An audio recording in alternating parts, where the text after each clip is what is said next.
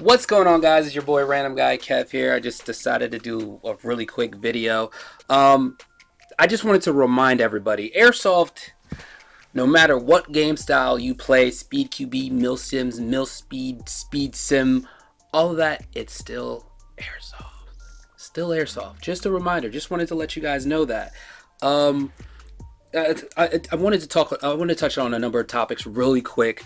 Want to talk about. Let's talk about Speed QB and competitive airsoft. Congratulations to LTD for winning the Speed QB National Championship. I thought it was put on great by Project N1, Speed QB, KWA, and I thought it was.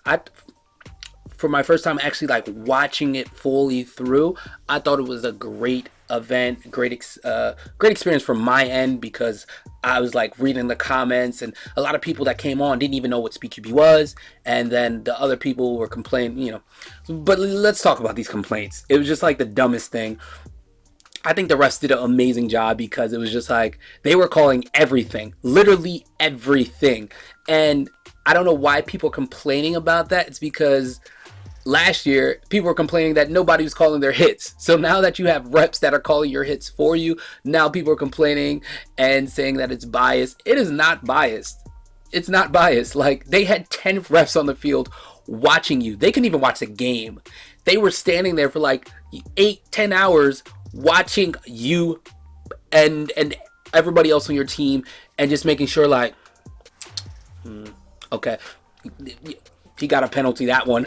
Like, I mean, people got so upset that they got DQ'd because of penalties. It is what it is. I mean, it happens. I feel like my thing about the DQs, I feel like for the finals though, I feel like the finals, the penalty should have been wiped out so you can actually watch a final match.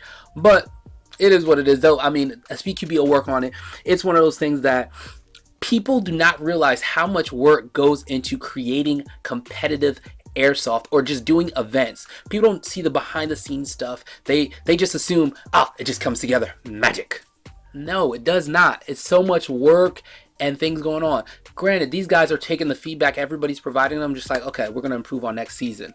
I mean, and I hope they do, and I hope they take everybody's feedback and just make it better, because I feel like they made it better from last year from what I saw.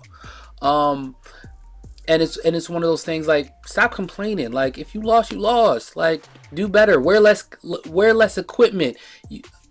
It is what it is. Like, for you to say the refs were biased and they had favorite team, no. Like, they were calling everything on everybody.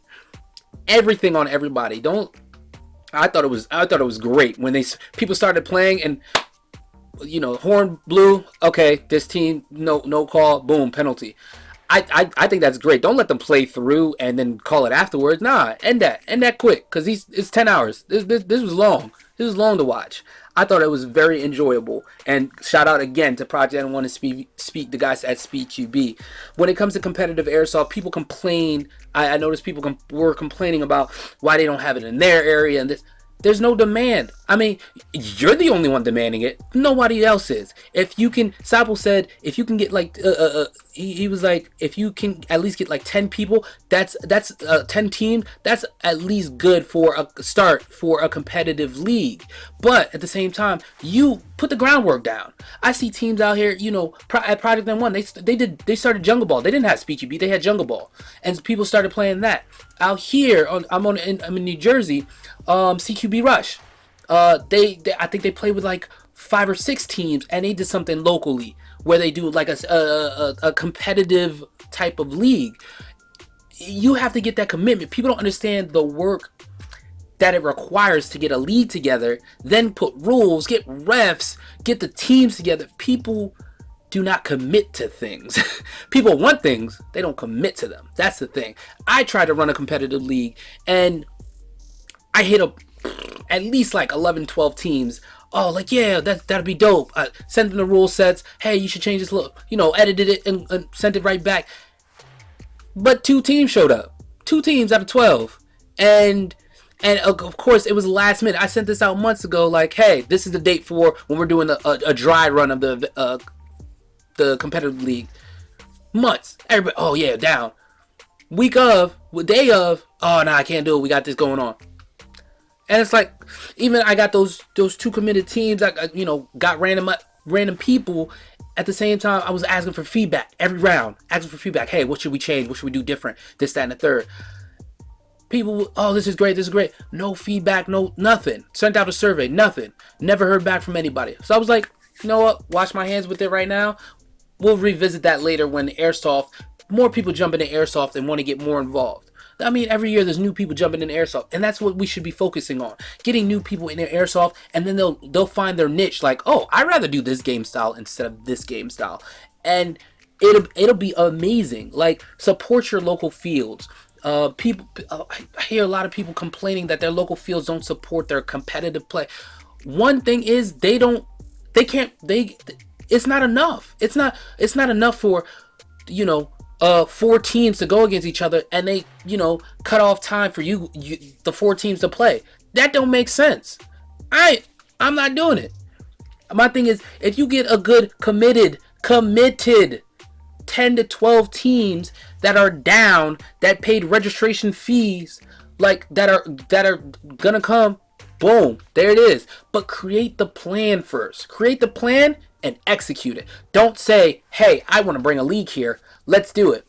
They allow you to do it. Now what are you doing? You're just sitting around. You're biting your thumb. Bring them a plan. Hey, this is my plan for the competitive league I want to bring. Here are the refs this is the amount of refs I need. This is the rule set. I'm going to start signing up, teams on this date, and I'm going to end registration on this date. If we don't get this amount of teams by this date, then I'm going to refund everybody back their money, and we're going to, come back to it later. Bring a plan to the table. Whenever it comes to leagues, events, anything you do, bring a plan to the table. Don't just talk about it. A lot of people in Airsoft talk a lot. Talk so much that they can do things so much better, or it should be ran this way. Join those committees when they're making those decisions. Hey, can I be part of the committee of, finalizing these rules or making this better? Join those committees to be a part of it, so you have a say. Don't be on the sidelines. Hey, I can do this better. Yeah, they shouldn't even be doing that. Like, it should be. Stop the talk. Just join whatever they got going on, and make it come to life. When people say they can run fields better, or when they run fields better or be better refs, like, you don't know how much it's a business. These companies, Airsoft is like a little bit of their business. A lot of these fields are transitioning to Airsoft, Nerf, dodgeball, archery tag, laser tag. They're doing everything else to bring in more income, because Airsoft alone does not bring them income. Like, Airsofters are cheap. We know we're cheap. But that's not the only thing that can bring in money. These companies need monies. These fields need money to survive. They need money to stay alive. So it's one of those things where people complain about the dumbest things about, oh, the field doesn't support me. The field is this is a Milsim only field, or this is a SpeedQB only field. No.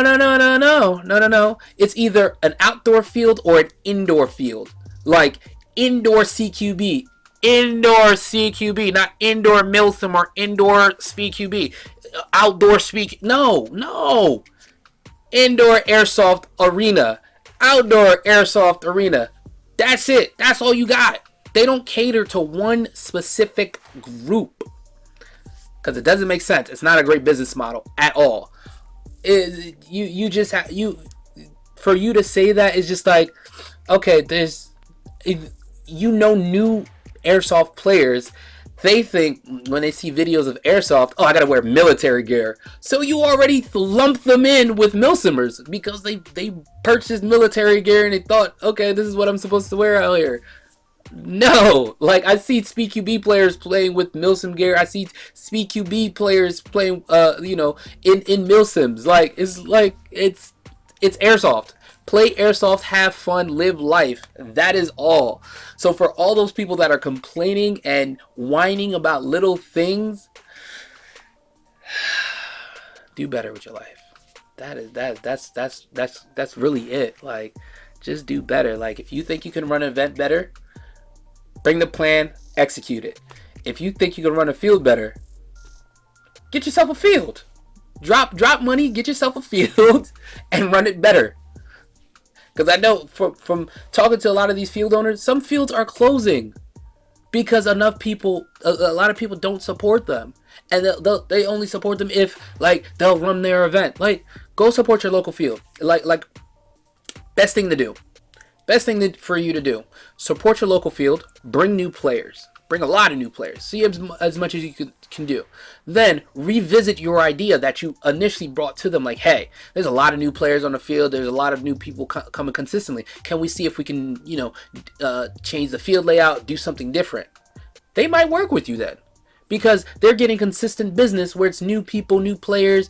People are coming weekly, and it may force them to grow because these new players, hey, I want to try this game style. I want to do this game style. It forces them to change and adapt and evolve, which everyone in Airsoft should be doing. Change, adapt, and evolve, which some of them aren't.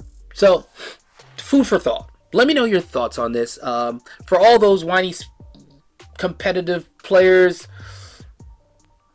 adapt and evolve. Like, rules change, things happen. SpeedQB, those guys, they'll I'm pretty sure they'll fix it. SpeedQB in the US and EU, those rules are different, I understand, but they'll streamline it. Again, it's them. They're continuing to evolve and learn from their mistakes. That's all you can do is provide feedback to make them better. Don't provide feedback where it's like not saying, hey, this sucks. Okay, why does this suck? Well, it sucks because it sucks and I didn't like it. Okay, how can we make it better? I mean, it just sucks. You sound dumb now. Use some brain cells. But that's it from me. Hope you guys enjoyed that video. Don't forget to like and subscribe.